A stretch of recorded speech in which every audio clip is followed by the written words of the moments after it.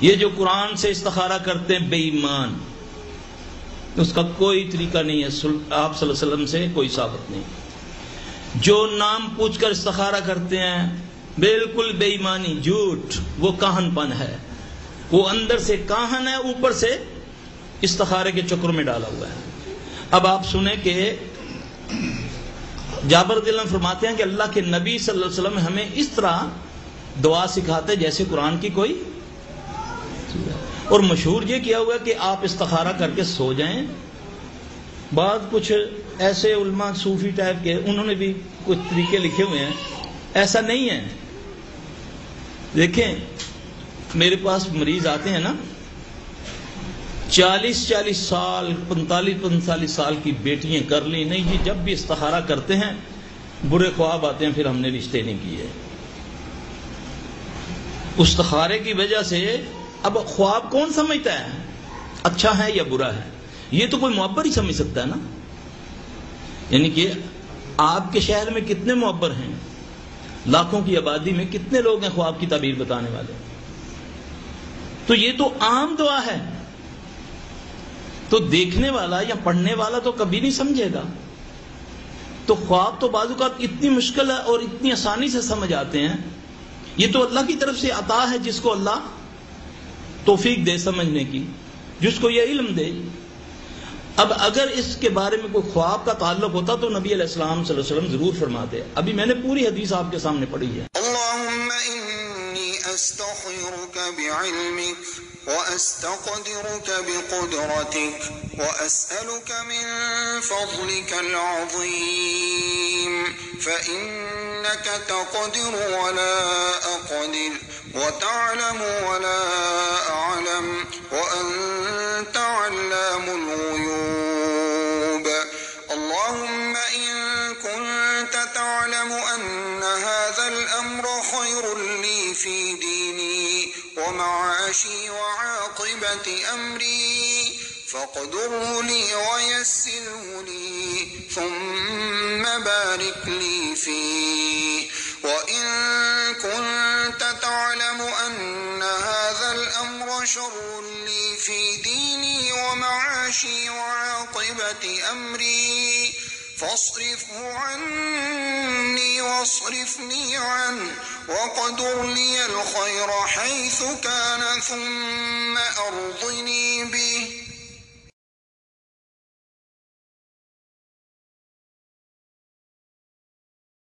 أعوذ بالله من الشيطان الرجيم الله لا إله إلا هو الحي القيوم لا تأخذه سنة ولا نوم له ما في السماوات وما في الأرض من ذا الذي يشفع عنده إلا بإذنه يعلم ما بين أيديهم وما خلفهم ولا يحيطون بشيء من علمه إلا بما شاء وسع كرسيه السماوات والأرض ولا يؤوده حفظهما وهو العلي العظيم آمن الرسول بما أنزل إليه من ربه والمؤمنون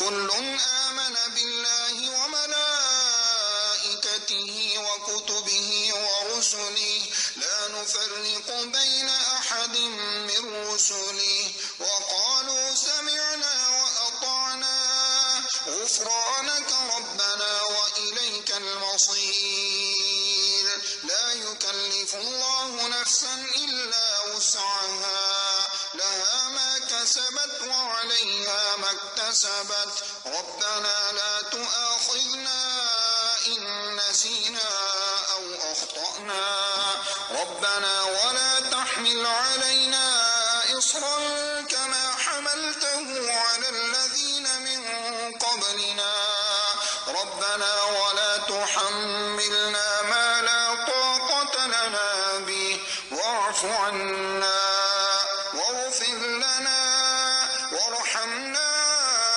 أنت مولانا فانصرنا على القوم الكافرين. بسم الله الرحمن الرحيم. قل هو الله أحد الله الصمد لم يلد ولم يولد ولم يكن له كفوا أحد. بسم الله الرحمن الرحيم. قل أعوذ برب الفلق من شر ما خلق ومن شر غاسق إذا وقب ومن شر النفاثات في العقد ومن شر حاسد إذا حسد. بسم الله الرحمن الرحيم. قل أعوذ برب الناس ملك الناس إله الناس من شر الوسواس الخناس الذي يوسوس في صدور الناس من الجنة والناس. أستغفر الله العظيم الذي لا إله إلا هو الحي القيوم وأتوب إليه. اللهم إني أعوذ بك من البرص والجنون والجذام وسيء الأسقام. أعوذ بكلمات الله التامات التي لا يجاوزهن بر ولا فاجر من شر ما ينزل من السماء وما يعرج فيها ومن شر فتن الليل والنهار ومن كل طارق إلا طارقا يطرق بخير يا رحمن. أعوذ بكلمات الله التامات التي لا يجاوزهن بر ولا فاجر من شر ما ينزل من السماء وما يعرج فيها ومن شر فتن الليل والنهار ومن كل طارق إلا طارقا يطرق بخير يا رحمن.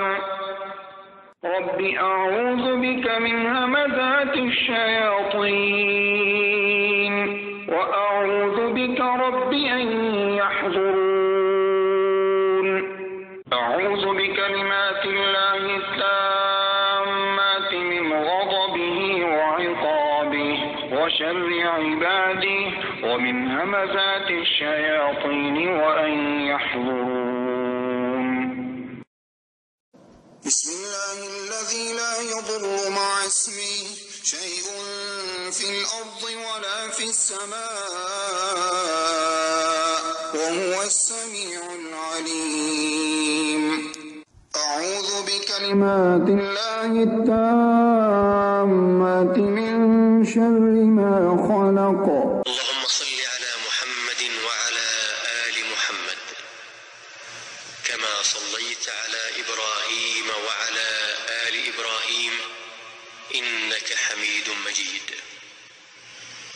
اللهم بارك على محمد وعلى آل محمد كما باركت على إبراهيم وعلى آل إبراهيم إنك حميد مجيد.